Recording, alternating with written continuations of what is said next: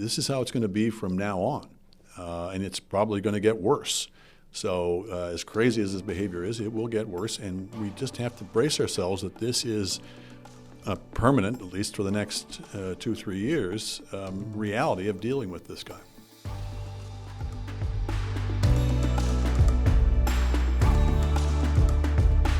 Trump's trade tantrum, try saying that 5 times fast, takes Canada-U.S. relations for a knock. We're going to unpack it all with Andrew Coyne of the Globe and Mail, who's here for another Monk Dialogue. Andrew, great to be in conversation with you. Good to be with you. What is 72 hours?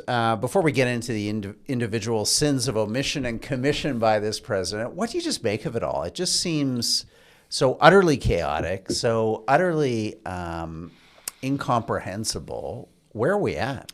Well, this is one reason why you don't give the tariff power to a single individual. You know, I'm not sure the founding fathers of the Americans ever envisaged somebody quite like Trump, but the notion that he should have this weapon, which he doesn't, by the way. You know, Congress still has, formally speaking, the power to impose tariffs. There's an emergency exception. Well, as many have said, where's the emergency here that somebody ran an ad you didn't like? It's crazy. It shows you how crazy he is. There are as usual, there's 2 possible interpretations of this. One is Trump finding a reason to play a sort of a negotiating game of walking away from the table, and it's all part of his shtick, the art of the deal, and that kind of thing, which is, it's not impossible. The other is he's, genuinely a needy little baby who gets upset when people, say bad things about him. I mean, in this case, not even saying bad things about him, but just exposing him to invidious comparisons with the beloved, at least among the right, Ronald Reagan. There's some support for that theory in that it's emerging that he was ticked off about Doug Ford's rhetoric generally, and he's just thin-skinned enough and just childish enough that you can imagine that being the actual explanation. As we've discussed in the past, it is remarkable how often he says things in private that mirror exactly the blowhard stuff he says in public. So you do get a sense there's a certain strange authenticity in that he appears to be every bit as needy and childish as he appears to be genuinely so, rather than just as a matter of bargaining tactics or what have you. Andrew, doesn't it foreshadow, though, something you've said before, which is even if we could reach let's say a sectoral deal, which is what the Carney government had been telegraphing in the preceding weeks before the blow-up of last Friday, how is any of this bankable? When this person is so volatile, so prone to overreaction, that you have to wonder, is a printed piece of paper worth anything? Yeah, he's clearly not bound by any norm, including the norm that you respect the law, you respect written agreements, et cetera. So it does raise that question of just what exactly are you achieving by negotiating with him. If he's so easily set off on this, he'll be easily set off again in future. And it tells you yet again that if people have this assumption that after the games are over, everyone's done their positioning, et cetera, that reason will prevail in this, give your head a shake. This is how it's going to be from now on, and it's probably going to get worse. So as crazy as this behavior is, it will get worse, and we just have to brace ourselves that this is a permanent, at least for the next 2-3 years, reality of dealing with this guy. What did you make of the comments that came out of the administration over the weekend, both from Kevin Hassett, key economic advisor in the White House, rumored possibly to be Trump's preference for succeeding Powell in the Federal Reserve, not, in a sense, unserious player, and Marco Rubio, both who seemed to suggest that it wasn't just the ad, that there were frictions, frustrations, anger over Carney's statement that he would arrest Netanyahu if he visited Canada. Comments that the negotiations actually weren't going that well because the Americans wanted a kind of top-line deal and the Canadians kept coming back with more questions and more paper. Do you make anything of that? It's frankly pleasing to my ears. I would hope that the Canadian side was arguing their corner. I don't see any obligation on us. We're not being the unreasonable party here. We're not the ones who want to rip up or renegotiate an agreement that we just signed a few years ago. We're not the ones who are slapping tariffs on the other side, at least not the ones who kicked it off. We're not the ones talking about annexing the others.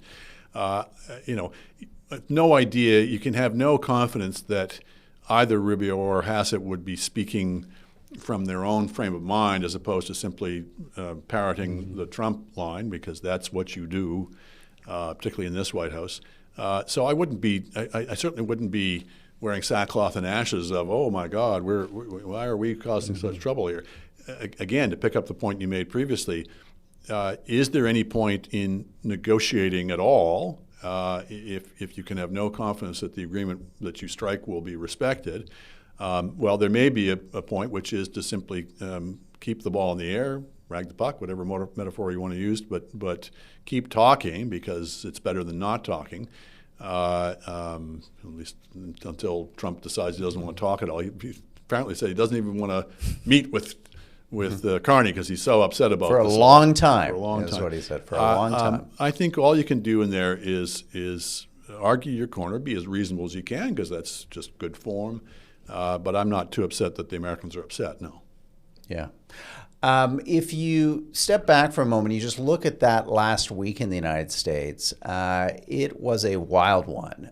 We had the East Wing basically demolished without any kind of permission or sanction from anyone or any institution or body. And having been assured that nothing would be touched. Exactly.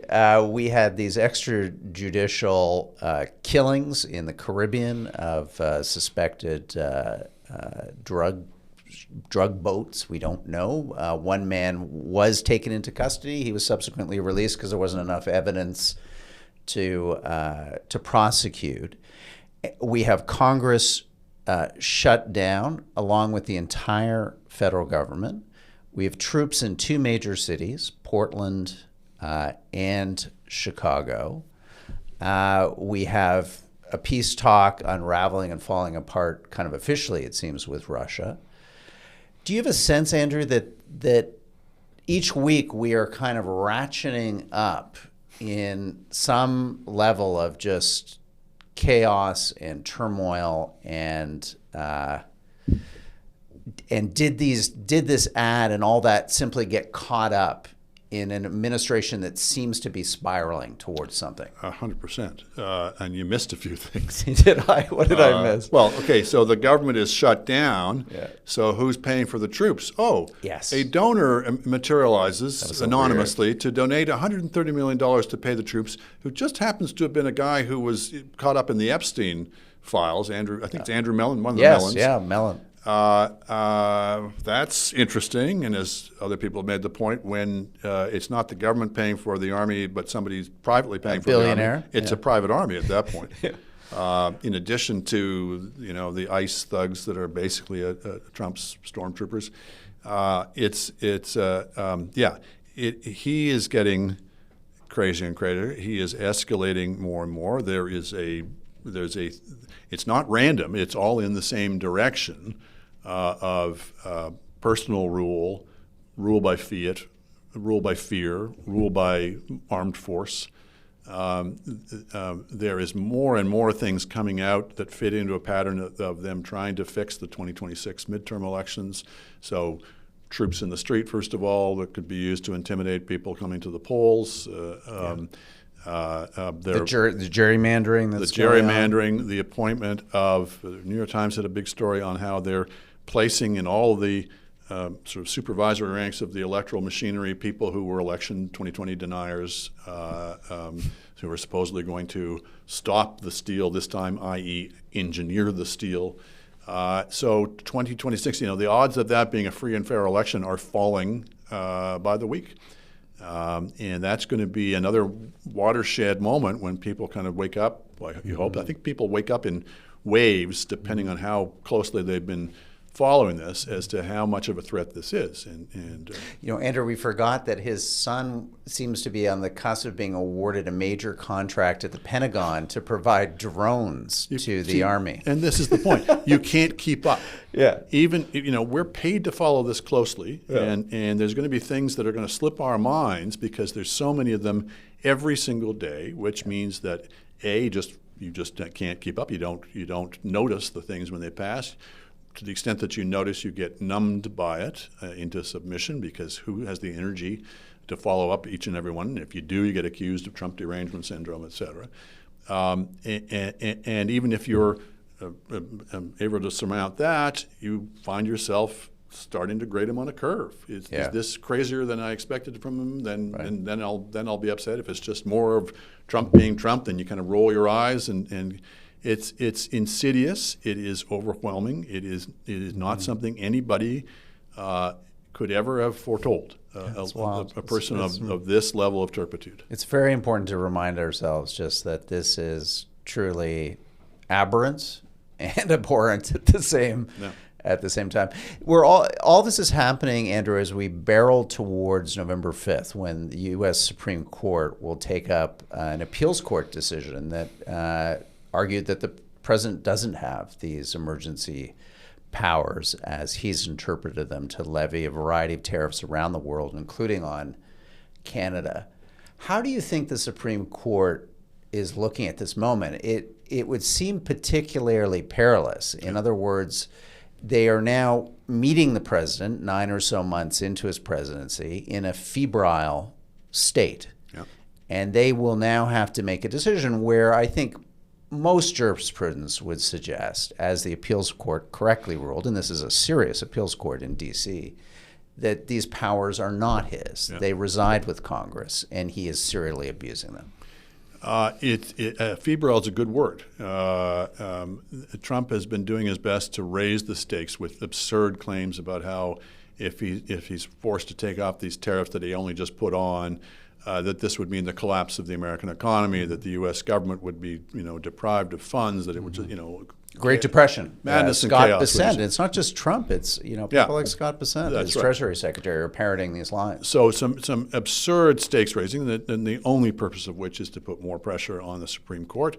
It's going to be a very interesting moment. The most charitable interpretation that you can make of John Roberts' Supreme Court in recent months and years is, and this is very charitable, at least for Roberts' sake, is that he's trying to avoid a break point. He's trying to avoid the moment where Trump just basically says how many divisions does the Supreme Court have and defies them. And so he's been, again, on this charitable interpretation, backpedaling, trying not to give him everything, but it's remarkable how often the Supreme Court has simply yielded to Trump's insatiable demands. Some of the Supreme Court justices, Alito and Thomas particularly, you would say there's no opposition whatever. They're just basically signed up to do whatever Trump demands. So as I say, on the charitable interpretation of Roberts' conduct of this, then this may be that point where the Supreme Court reaches a point where they cannot, with any shred of credibility intact, sign off on the president's demands, and the president indeed says, "Okay, I'm doing this anyway." And he's been more or less doing that with lower court rulings, but you could always paper over that by saying, "Well, let's see what the Supreme Court says."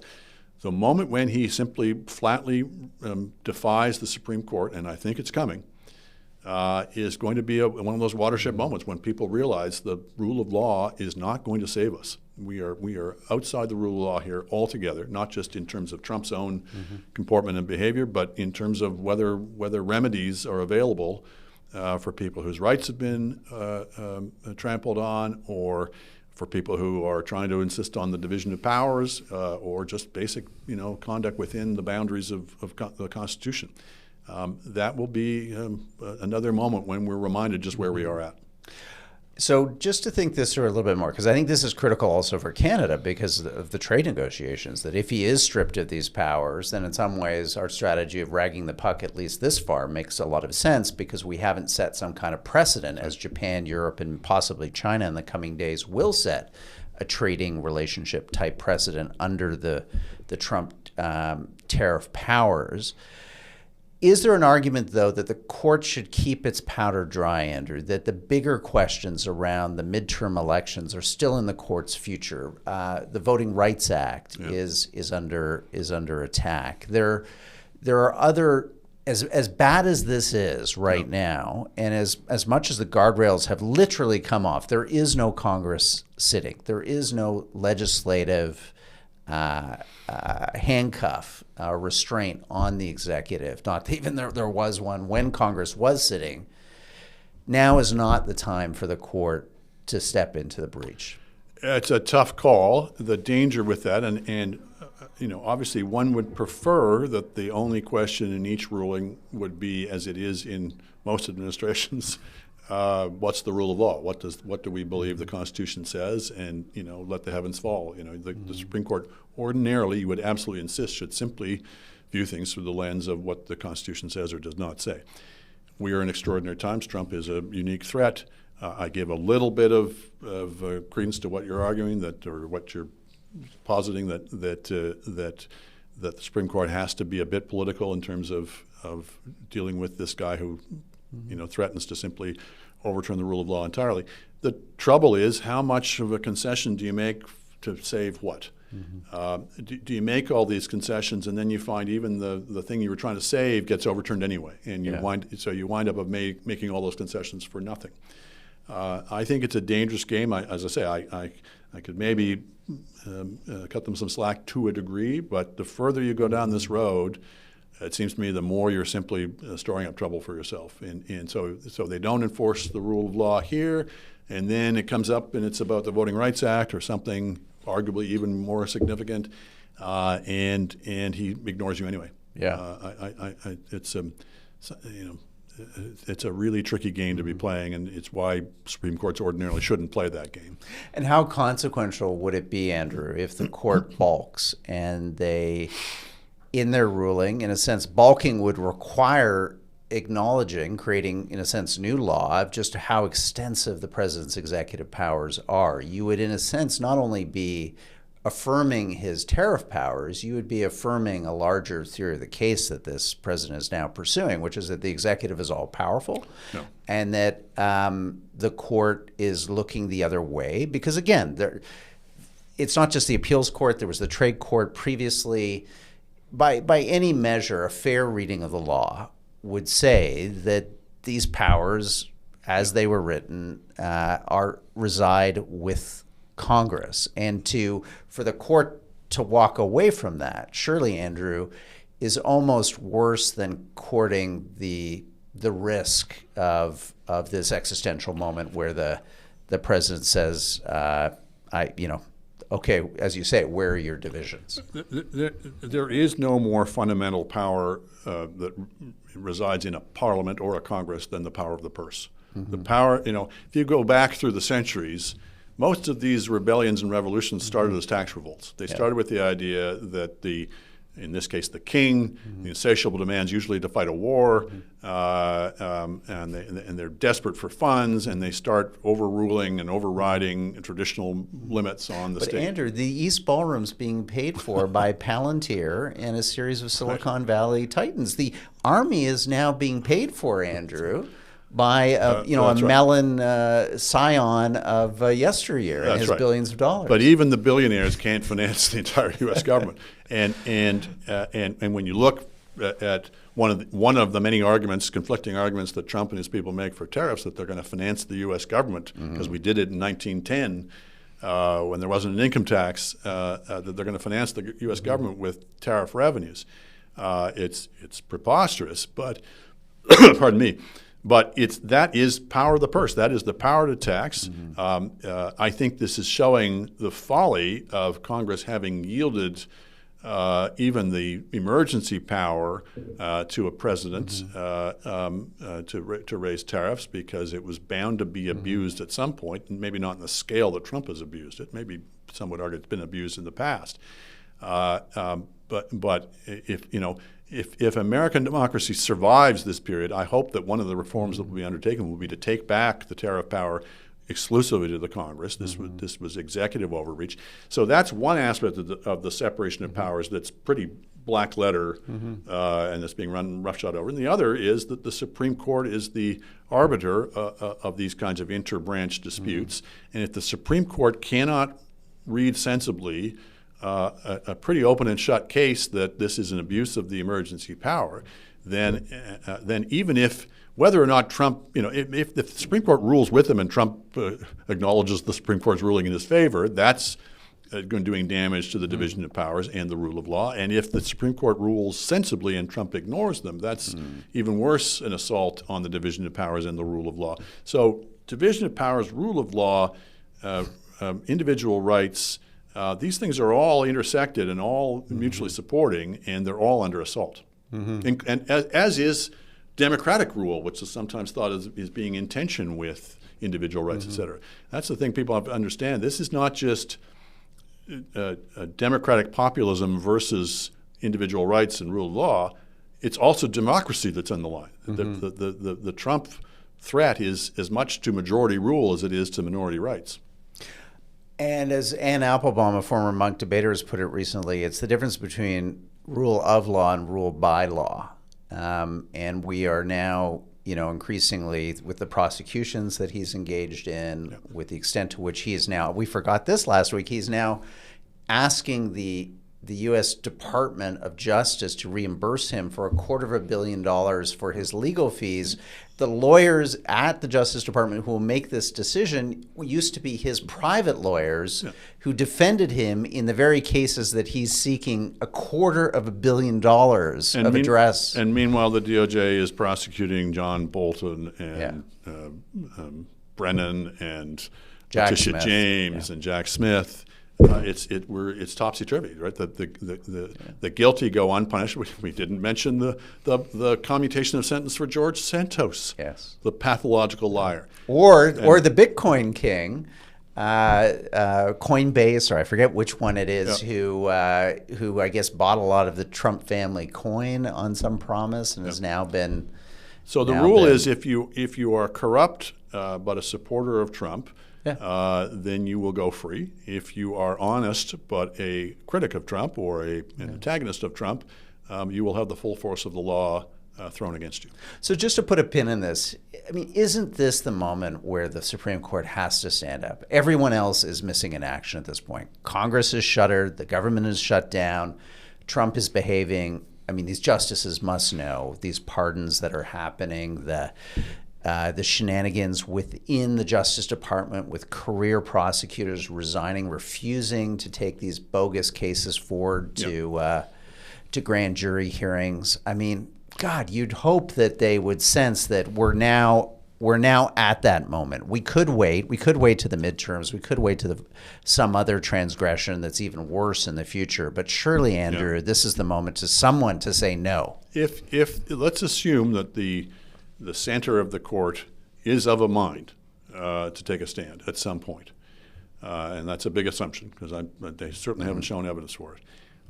There's a real question where you say, if you know he's going to run roughshod over the court at some point, if you know he's going to defy Supreme Court ruling someday, is there an argument for saying, let's do it now? Now, set against that would be, pick your best moment, pick your best case, and there's some argument for that.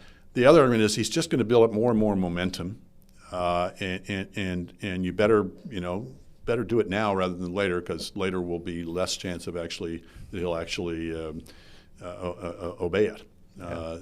Tough call, but I think I would err on the side of get it over with. And what's your totally finger in the air? What is your sense of what the court's going to do if you had to make a bet? I think they'll find some tortured way to split the difference. Would be the. I'm not sure how. Okay.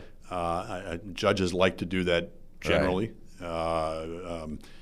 Sometimes there's a legitimate case for it. In this case, it's hard to see how they could. So to rule against, I guess, the powers, but somehow extend his executive powers possibly in some way that allows for reinterpretation of... Right, or you establish a more general principle that prohibits him from doing it again in other cases, but you allow it in this case because you find some exception.